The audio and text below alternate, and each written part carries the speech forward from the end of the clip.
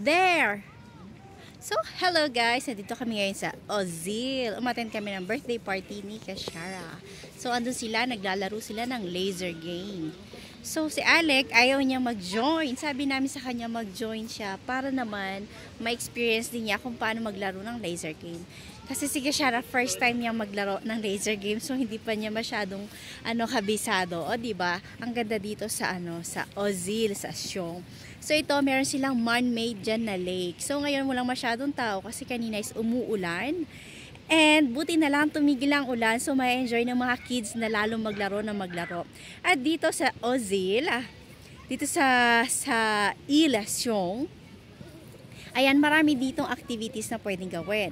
So, pwede kang pwede kang mag-swimming. Tapos, merong train na pwede mo sakyan. May mini train, ha? Mini train siya, hindi siya malaking train.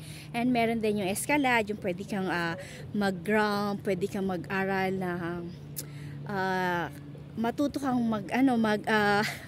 kang mag-climb ba? Kasi yung iba, mahilig gawin yan kasi nga mahilig silang maakyat ng bundok. So, ayan, maraming activities. Ito yung laser game. Yung laser game din, activities yan dito. Ayan. Diba? Nag-e-enjoy yung mga kids. Nagpunta na kami dito dati last summer. Kaso, that time maraming tao, sobrang crowded. Ang dami-dami talaga. Kasi marami nagsuswimming, marami naglalaro dito. Ayan. So, ayan si Alexander. Oh, enjoy na enjoy siya.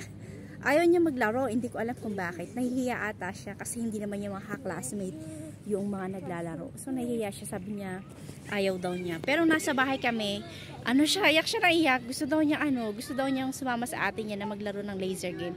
Ngayon, andito na kami sa laser game. Ayaw naman niyang maglaro. Ewan ko ba sa kanya. Nahihiya siya talaga. Ganyan siya sa una, mahihiyain. Diba?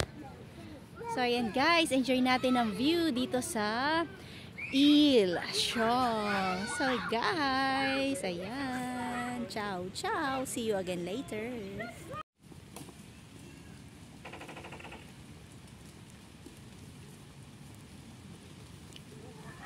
Timid.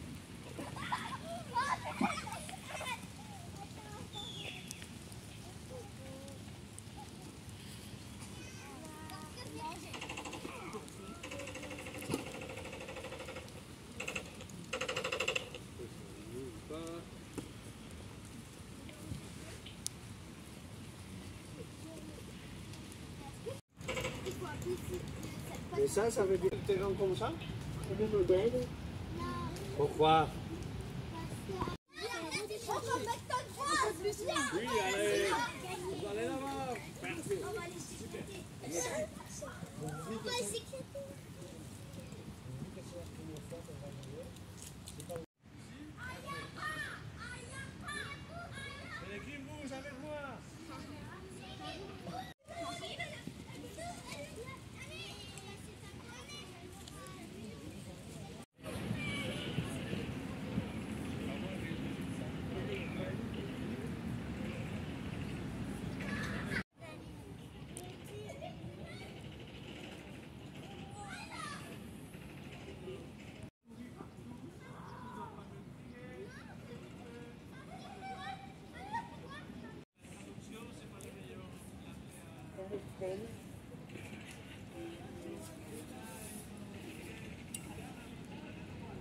Alexander! Tada!